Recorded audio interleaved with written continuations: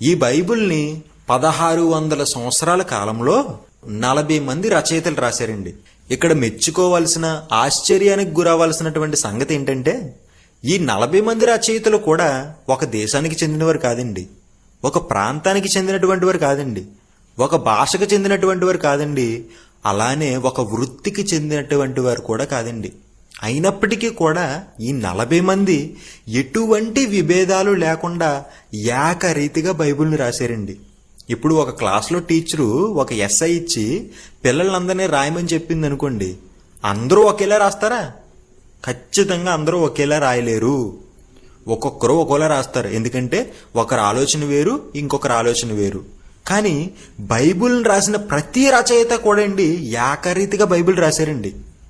అది ఎలా సాధ్యమండి? ఒక కాలానికి చెందినటువంటి వారు కాదు, ఒక ప్రాంతానికి చెందినటువంటి వారు కాదు, ఒక భాషకు చెందినటువంటి వారు కూడా కాదు.